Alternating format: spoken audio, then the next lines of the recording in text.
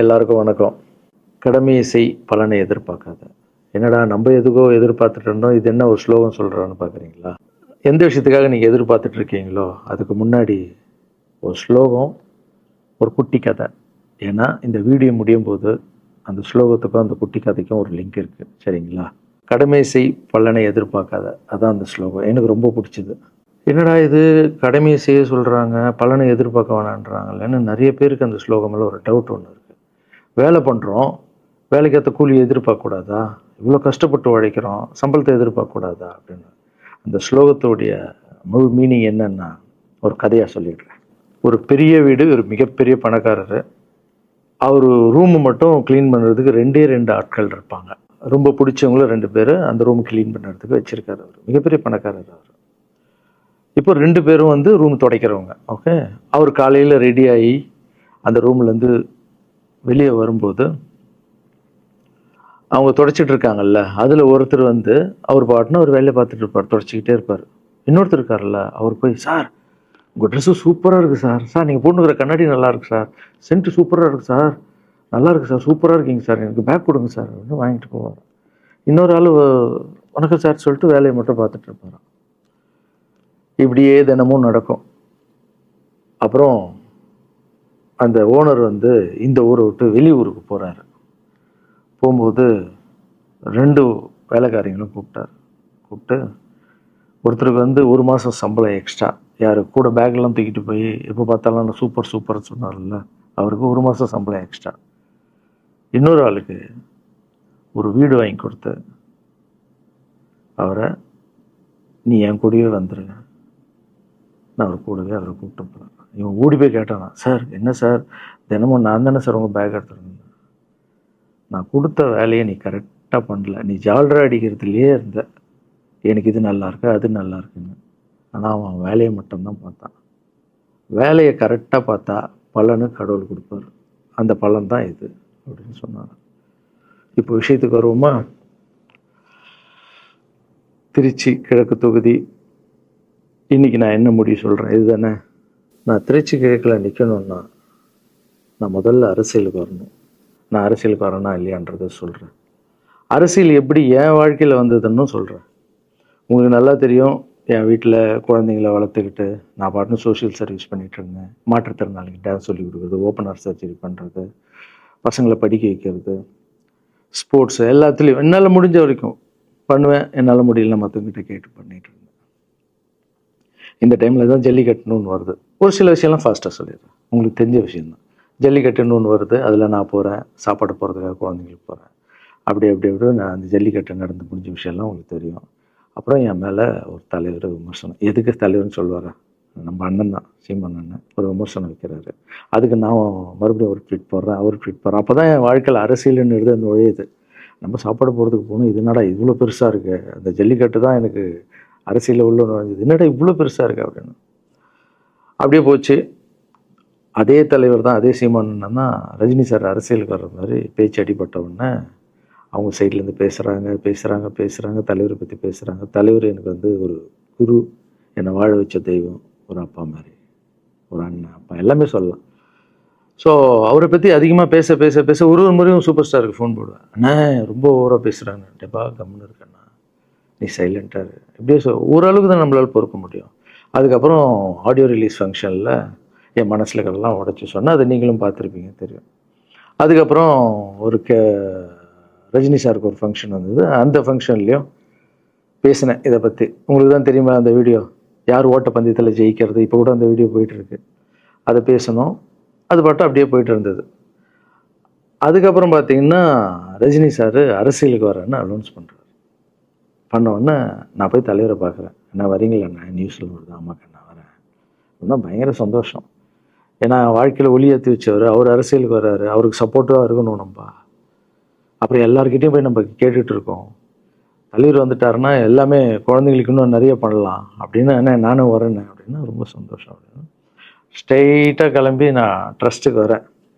என்னுடைய ட்ரஸ்ட்டு, என்னுடைய ஃபேன்ஸு எல்லாரையும் கூப்பிட்டு என்னுடைய வெல்விஷர்ஸ் எல்லாரையும் கூப்பிட்டு உட்கார வச்சு தலைவர் அரசியலுக்கு வராரு. புரியுதுங்களா? எனக்கு வந்து எழுத படிக்க தெரியாது, அதான் ஒரு ட்வீட் போடணும், இதெல்லாம் ரெடி பண்ணுங்கன்னு தமிழில் சொல்லிவிட்டு அவங்க ரெடி பண்ணிட்டு இருக்க ஒரு டீம். இன்னொரு டீம் உட்காந்து என்கிட்ட கேள்வி கேட்குறாங்க, தலைவர் அரசியலுக்கு வந்து அவர் வந்து சிஎம் ஆகிடுவார், நீங்கள் வந்து அமைச்சர் ஆகிடுவீங்களாண்ணே, சுகாதாரத்துறை அமைச்சர் தான் நம்ம வந்து ஆப்ரேஷன் நிறைய பண்ணலாம், இன்னொருத்தர் கல்வித்துறை எடுத்தால் நிறைய படிக்க வைக்கலாம். டேய், கடமை செய்யணும், பலன் எதிர்பார்க்கக்கூடாது.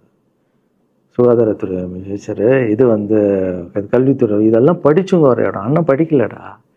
எல்லாருக்கும் படித்த இடத்த போட்டு ஒரே இடத்துல போய் முடங்கி போய் படிப்புனா படிப்பு மட்டும், எல்லாம் கட்சி வளரட்டும், தலைவர் வரட்டும், எல்லா துறையிலேருந்து ஹெல்ப் கட்டு நல்லா பண்ணுவோம், பெரிய ட்ரஸ்ட்டு கட்டுவோம். இப்போன்னா சின்ன ட்ரஸ்ட்டில் தான் நம்ம இருக்கோம். சின்ன வீட்டில் 60 குழந்தைங்க நீங்கள் இருக்கீங்க, 100 ஏக்கரில் கட்டுவோம். ஊனமுற்றோர்கள் இந்த பக்கம் திருநங்கைகளுக்கு, இந்த பக்கம் முதியோர்களுக்கு ஒரு பெரிய ட்ரஸ்ட் கட்டி பண்ணுவோம்டா. சூப்பர்ண்ணா. இன்னொருத்தர் டக்குன்னு அங்கேருந்து, அண்ணா நம்மளை ஏற்று பேசின்னு இருக்கார்ல சீமான் அண்ணன், அவருக்கு ஆப்போசிட்டாக எதிர்த்து நில்லுங்கண்ணே அப்படின்னா. அது அரசியல் இல்லை. ஒருத்தர் மேலே கோவத்தால் நம்ம அரசியலுக்கு வந்தால் அது வந்து வெறுப்பு அரசியலாக மாறும். அரசியல்ன்றது மக்களுக்கு நல்லது பண்ணுறதுக்காக வரணும். இப்போ அவரை நான் அழிக்கணும், அவரை நான் ஏதோ ஒன்று செய்யணும்னு அந்த ஆசையில் வந்தேன்னு வச்சுங்களேன், ஆசை என்ன கோபமாக மாறும். கோவத்துலேருந்து என்ன வரும், வார்த்தைகள் தப்பாக வரும். வார்த்தைகள் மட்டும் வராது, தப்பான வார்த்தைகள் வரும். மக்களுக்கு நம்ம மேலே மரியாதை இல்லை, மக்களுக்கு நம்ம மேலே மரியாதை இருக்காது, போயிடும். ஸோ அதால் அரசியலுக்கு வரோன்னா அவரை அழிக்கிற இவழியாக இருக்கிறேன். பதிவை பற்றி பேசுகிறத ஃபஸ்ட்டு விடுங்கடா, ஃபஸ்ட்டு வேலையை பார்ப்போம்டா. நம்ம தலைவர் வரோன்னு சொல்லிட்டாரு, ட்வீட் போடுங்களா அப்படின்னு ட்வீட் போட்டுட்டு அங்கேருந்து போட்டுட்டு வீட்டுக்கு போகிறேன். இங்கே தான் பெரிய ட்விஸ்ட் இருக்குது எனக்கு. வீட்டுக்கு போகிறேன். வீட்டுக்கு போனோன்னா எப்பவும் நான் அம்மா கிட்டே போய் ஒரு விஷயத்தை சொல்கிறதுக்கு முன்னாடி ஒரு சர்ப்ரைஸ் ஒன்று பண்ணுவேன். எங்கள் அம்மா கோவில் கட்டுறது கூட, கோவில் கட்டிட்டு ஸ்டாச்சுலாம் ஆர்டர் பண்ண அப்புறம் தான் அந்த ஸ்டாச்சுவே காமிச்சாங்க அம்மாவுக்கு. அதே மாதிரி அரசியல் விஷயத்துலையும் போய் சொல்லலான்னு அம்மாவை கூப்பிட்டு ஃபேமிலியெல்லாம் உட்கார வச்சு, அம்மா தலைவர் அரசியலுக்கு வர்றாரு, சரி கண்ணா, நானும் அரசியல் போடுறேன், இங்கே பரமா ட்வீட் போட்டிருக்கேன் அப்படின்னு. அம்மா முகம் டக்குன்னு மாறிட்டு ஓகே கண்ணா, ஓகே கண்ணா சாப்பிடலாம் அப்படின்னு எழுந்து போயிட்டாங்க. என்ன இப்படி போக மாட்டாங்களே, ஒரு விஷயத்த சொன்னால் சூப்பர் கண்ணான்னு பேசுவாங்கள்ல, 1 ஹவர் அதில் இருக்கிற நல்லது கெட்டது எல்லாம் பேசுவாங்க, என்ன போயிட்டாங்க அப்படின்னு ஒரு ஃபீல். சரி, இது உடம்பு சரியில்லை போல, அப்செட்டில் இருக்கான்னு விட்டேன். அப்புறம் 2-3 நாள் அவங்ககிட்ட பேசவே மாட்டுறாங்க. கூப்பிட்டு உட்காந்து, என்னம்மா உனக்கு பிரச்சனை, ஏதாவது தப்புன்னா அடின்னா அடிச்சிடுமா, என்னம்மா இப்படி பேசாமல் இருக்குன்னா, இல்லை கண்ணா நீ அரசியல் போனது எனக்கு பிடிக்கல அப்படின்றாங்க. ஏம்மா அரசியல் போனால் பிடிக்கல? இல்லை கண்ணா, அது ஒரு சாக்கடை, அரசியலுக்கு போகக்கூடாது. அது வந்து பணம் கொடுக்குறாங்க அரசியலுக்கு, ஓட்டு வாங்குறதுக்கு பணம் கொடுத்து தாங்க நான் ஜெயிக்கிறாங்க. அதுக்கப்புறம் ஜாதி இல்லைன்னுவாங்க, ஜாதி இருக்குது, மதம் இல்லைன்னுவாங்க, மதம் இருக்குது. அந்த சாக்கடைக்குள்ளே நீ போகாதப்பா. நம்மளுக்கு வாழ்க்கையை ஒளி வச்சு ஏற்றி வச்சவர் தானே நம்ம சூப்பர் ஸ்டார். அவர்கிட்ட என்னை கூப்பிட்டு போப்பா, நான் சொல்கிறேன், அவர் ஒரு ஆன்மீகவாதி, அவரும் அரசியலுக்கு வர வேணாம், இந்த வயசில் அவர் நிம்மதியாக இருக்கட்டும், எதுக்கு அரசியலுக்கு வர, என்னை கூப்பிட்டு போ, அப்பாயின்மெண்ட் வாங்கி கொடுத்துருந்தாங்க. அப்பாயின்மெண்ட் வாங்கி கூடா. நானும் வேறு கனவுல வந்து மைண்ட் வைஸ், அம்மா நான் சொல்கிறது கேளுமா, நம்ம எத்தனையோ இப்போ வந்து எல்லா குழந்தைங்களுக்கும் ஒவ்வொரு ஸ்டேஜில் போய் கேட்டு தானேம்மா ஹெல்ப் நடக்குது. இப்போது தலைவர் வந்துட்டாருன்னா நம்ம தாராளமாக பண்ணலாம்லம்மா, உங்கள் கையில் எவ்வளோ காசு இருக்கோ அதுக்கு மட்டும் செய், அரசியல் வேணான்னு சொல்கிறேன் அப்படின்னு போயிட்டான்.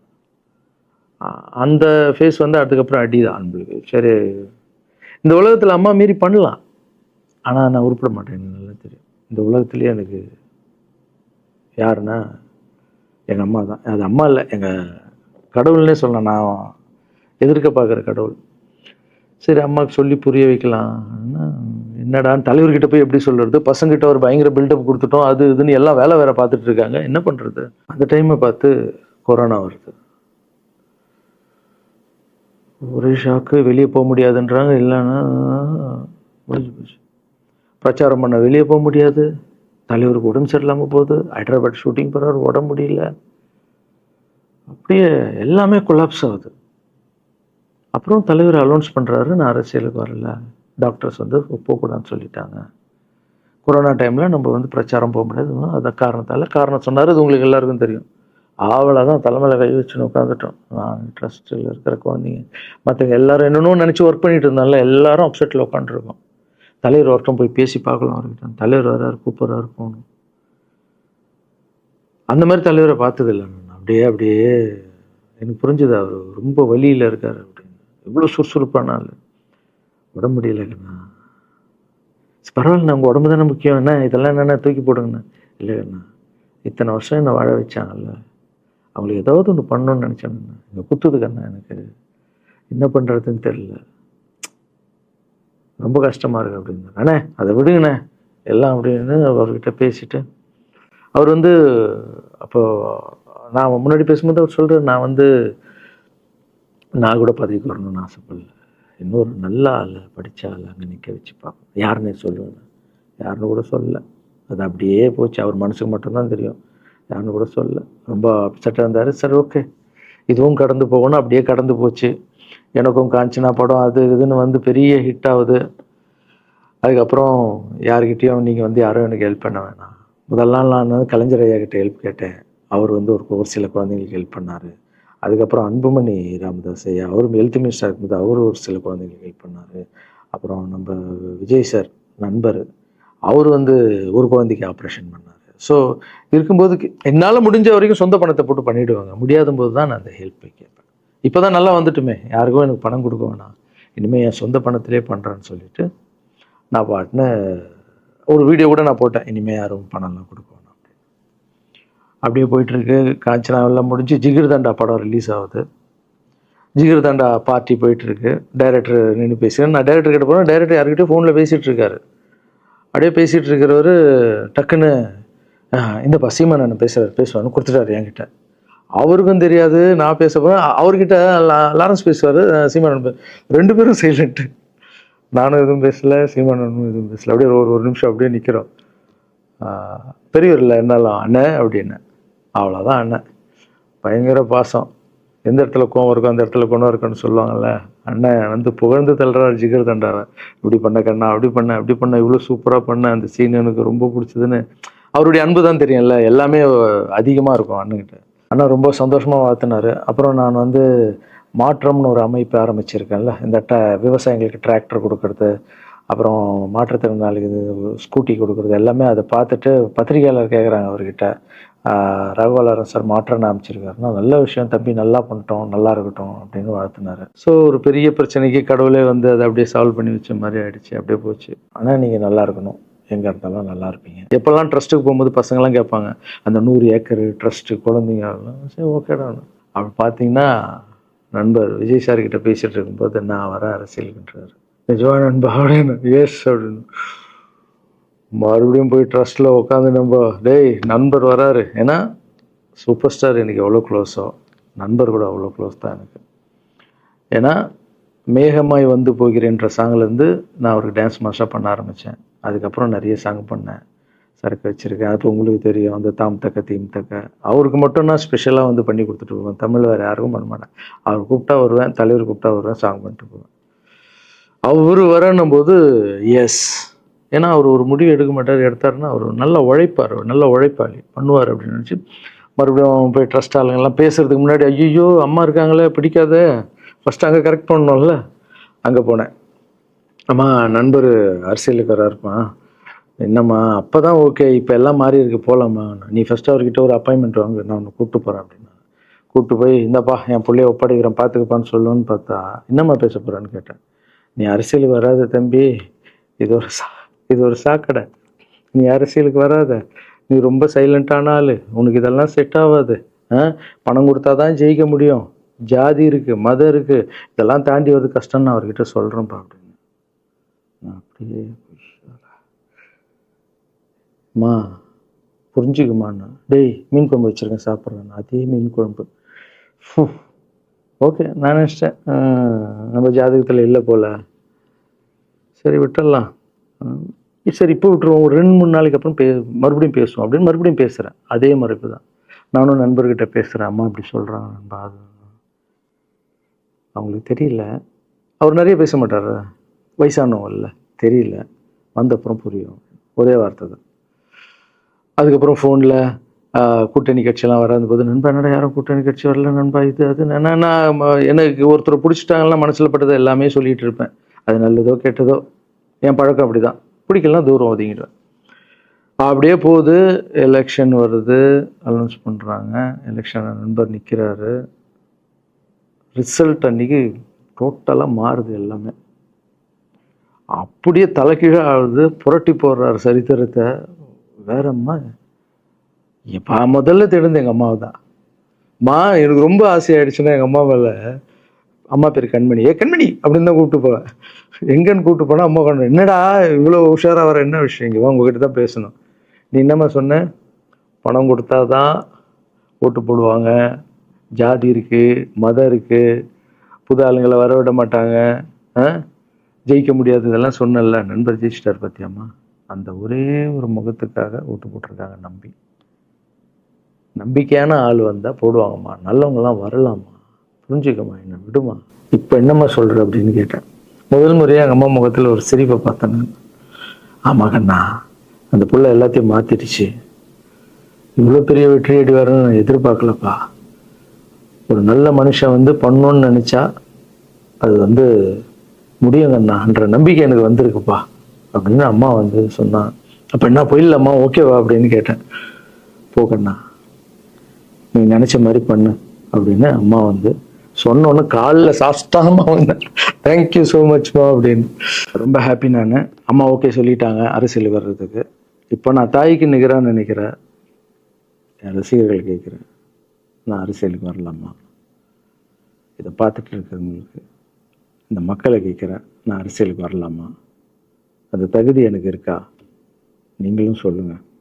இந்த வீடியோ பார்த்துட்டு இருக்கவங்க கமெண்ட்ஸ் போடுங்க.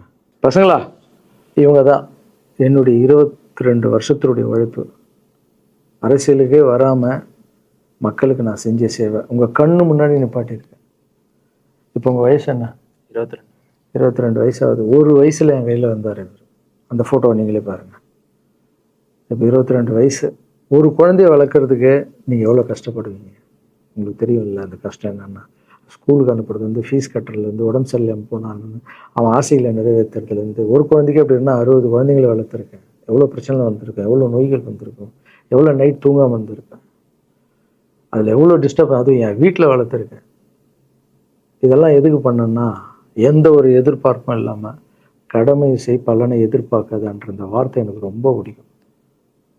அதுக்காக செஞ்சுருக்கேன், என் மக்களுக்காக செஞ்சுருக்கேன். ஏன்னா மக்கள் தான் என் படத்தை பார்க்குறாங்க. மக்களால் தான் நான் கார் வாங்குகிறேன், வீடு வாங்குகிறேன், சந்தோஷமாக இருக்கேன். அவங்களுக்கு இந்த சொசைட்டிக்கு நான் ஏதாவது பண்ணணும். அரசியலுக்கு வர்றதுக்கு முன்னாடியே பண்ண விஷயங்கள் பார்த்தீங்கல்ல. 22 வருஷம் உழைச்சிருக்கேன். ஒரு கதை ஒன்று சொன்னல, 2 வேலைக்காரங்க இருந்தாங்கன்னு. சின்சியராக யாருக்கும் ஜாலர் அடிக்காமல் எதுவும் பண்ணாமல் என் தொழிலுக்கு தர்மமாக, என் மக்களுக்கு தர்மமாக என்ன பண்ணணுமோ 22 வருஷம் உழைச்சி உங்கள் கண்ணு முன்னாடி நிப்பாட்டிட்டேன். அந்த ஓனர் ஒரு பலன் கொடுத்தார்ல, அந்த ஓனர் யார் தெரியுமா? கடவுள். அந்த கடவுளுக்கு தெரியும் எனக்கு என்ன பலன் கொடுக்கணும். இதுக்கு தான் அந்த கதை லிங்க் ஆகும்னு சொன்னேன். ஸோ நீங்கள் சொல்லுங்கள், நான் அரசியலுக்கு வரணுமா வேண்டாம்? வேண்டாம்னா என்ன சொல்லுங்கள். வாப்பா, வாடாகண்ணா, வா நண்பா, வாங்கண்ணா அப்படின்னு சொல்லுங்கள். என் முடிவை நான் உங்களுக்கு சொல்கிறேன். உங்கள் முடிவுக்காக காத்திருக்கேன்.